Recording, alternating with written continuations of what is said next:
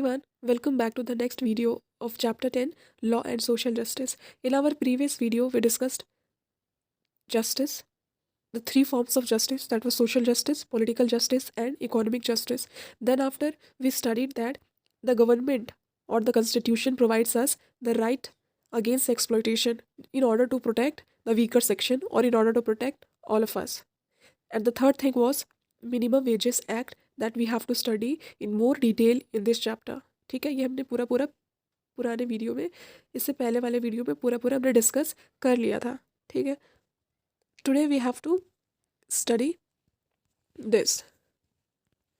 कहता है let us take a common market situation where the law is very important. हमें सबसे पहले ये डिस्कस करना है कि लॉज हमारे लिए ज़रूरी क्यों होती है, जो कानून होते हैं वो हमारे लिए ज़रूरी क्यों होते हैं, सोसाइटी में उसका होना क्यों ज़रूरी है. कहता है कि क्लास 7th में तुमने ये पढ़ा होगा स्टोरी ऑफ शर्ट. जब एक शर्ट बनती है तो शर्ट के बनने में बहुत सारे प्रोसेसेस इन्वॉल्व होते हैं और हर प्रोसेस में हर स्टेप पे अलग अलग वर्कर्स कह सकते हैं इन्वॉल्व होते हैं. अगर हम फर्स्ट स्टेप की बात करें, जो शर्ट बनती है, मान लेते हैं कॉटन की शर्ट है. कॉटन की शर्ट बनने में सबसे पहले जो रॉ मटेरियल होगा कॉटन, उसको ग्रो कौन करते हैं? ऑफकोर्स फार्मर्स करते हैं. जो कल्टिवेटर्स होते हैं, जो फार्मर्स होते हैं, वो अपने फील्ड में कॉटन को ग्रो करते हैं. ठीक, तो फर्स्ट स्टेप में फार्मर्स इन्वॉल्व है. फिर वो cotton as a raw material अभी ट्रांसपोर्ट होगा फैक्ट्रीज़ में. अब सेकेंड स्टेप है फैक्ट्री. फैक्ट्री में वर्कर्स वीवर्स उस कॉटन से यान बनाएंगे और फिर उसी यान से शर्ट बनेगी. ठीक, अभी जो फाइनल प्रोडक्ट है शर्ट बन के तैयार होगी फैक्ट्री में. फर्स्ट स्टेप में फार्मर खेत में उगा रहा था, फार्मर इन्वॉल्व था. सेकंड स्टेप में फैक्ट्री में शर्ट बन रही है यान से और इसमें वीवर्स और वर्कर्स इन्वॉल्व हैं. अभी शर्ट जब बन के तैयार होगी तो थर्ड स्टेप ये होगा कि इसको मार्केट में ट्रांसपोर्ट किया जाएगा. ठीक, मार्केट में कंज्यूमर्स उसको, उस फाइनल प्रोडक्ट को, फाइनल गुड को परचेज करेंगे. तो हमने देखा कि 3 स्टेप पे 3 अलग अलग टाइप के लोग इसमें इन्वॉल्व हैं. तो होता क्या है कि इनको हर लेवल पे एक्सप्लॉयटेशन सहना पड़ता है. मान लेते हैं कि जो फैक्ट्री है वो फार्मर से होल सेल पे या फिर कह सकते हैं उठाती है कॉटन रॉ मटेरियल को. तो अगर फार्मर वीक है, ऑफ कोर्स वीक तो है, तो अगर कंपनी चाहे, फैक्ट्री चाहे, तो उसको जितने दाम पे उसको ख़रीदना है उससे वो कम पे ख़रीद सकती है. I mean since farmer weak है, उसको वो फोर्सफुली या फिर किसी और तरीके से जितने दाम पे उसको ख़रीदना चाहिए, तो जो अप्रोप्रिएट प्राइस है उससे कम वो ख़रीद सकती है, जिस पे फार्मर राजी ना भी हो. तो अगर ऐसा ऐसा होता है तो फार्मर को क्या कहेंगे? फार्मर यहाँ पे उसका मिसयूज़ हो रहा है, उसके साथ इलीगल काम हो रहा है या फिर उसको एक्सप्लॉइट किया जा रहा है. ठीक, उसके बाद जो वर्कर्स होते हैं फैक्ट्रीज़ में, शायद ऐसा भी हो सकता है कि वर्कलोड ज़्यादा हो तो वर्कर्स से, अगर मान लेते हैं अगर उनके 12 घंटा 12 आवर्स अगर उनका टाइम ड्यूरेशन है काम करने का, वर्कलोड ज़्यादा होने की वजह से बिना ओवर टाइम के उनसे काम कराया जा सकता है. ऐसा भी हो सकता है. तो ये भी वर्कर्स के साथ एक्सप्लॉयटेशन हो सकता है.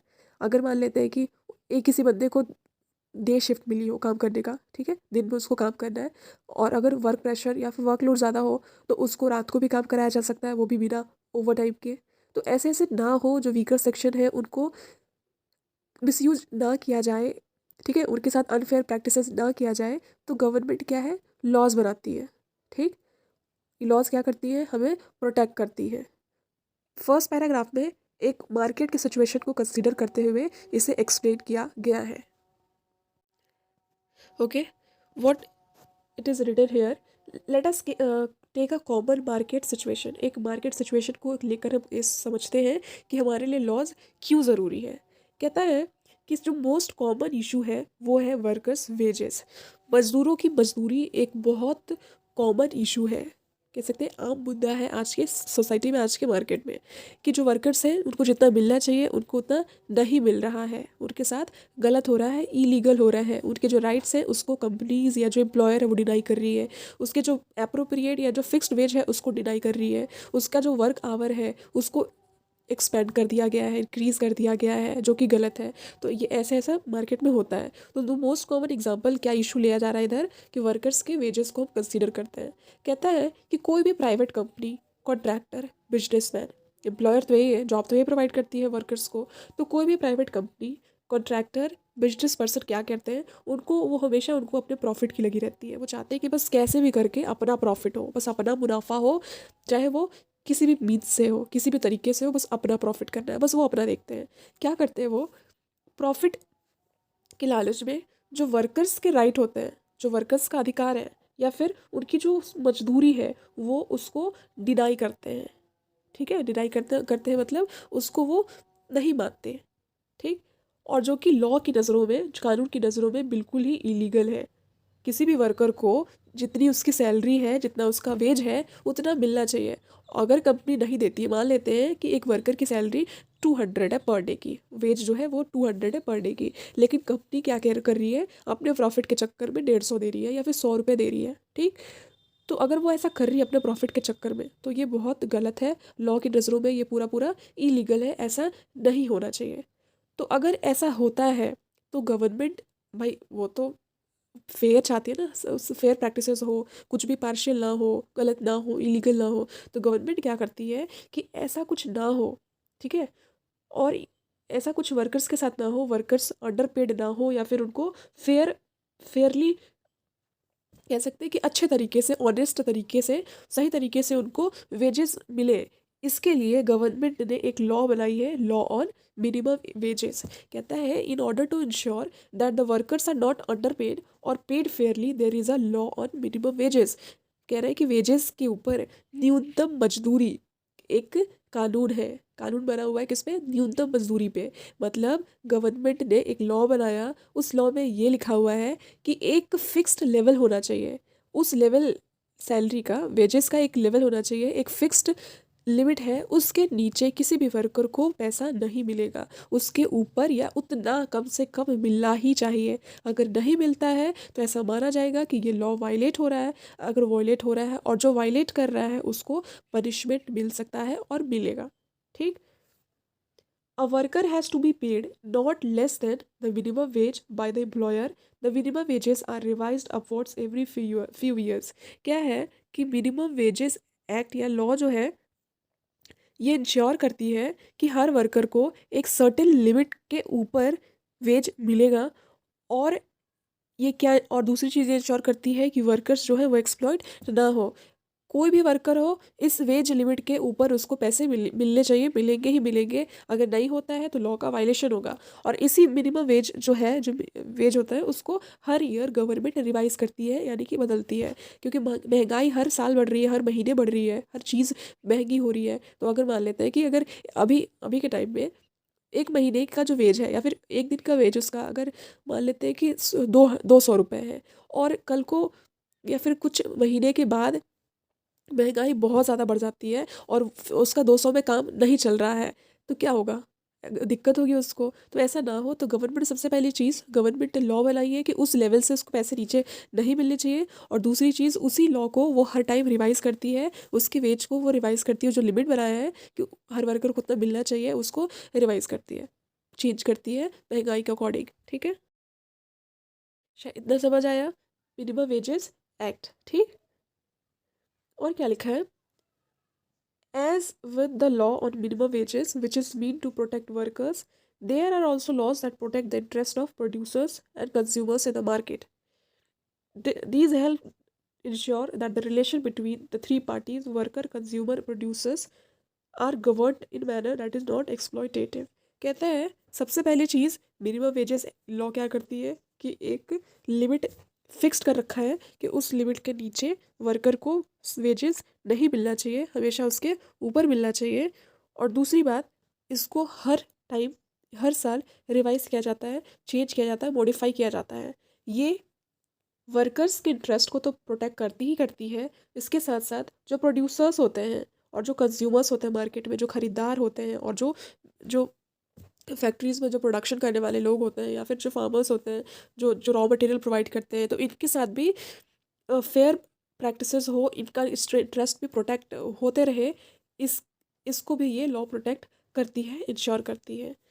कहता है कि जो रिलेशन है वर्कर के बीच में, कंज्यूमर के बीच में और प्रोड्यूसर के बीच में, इन तीनों का जो इंटरेस्ट है वो प्रोटेक्ट हो। और ये गवर्नमेंट इस तरीके से गवर्न करती है, मैनेज करती है, जो कि एक्सप्लॉयटेटिव ना हो। ठीक है, ये है पूरा। ओके, आई होप समझ आया होगा। Now this question, what is this question? This question says, why do we need a law and minimum wages? कहता है कि हमें मिनिमम वेजेस पे, न्यूनतम मजदूरी पे कानून क्यों चाहिए, क्यों ज़रूरत है उसकी।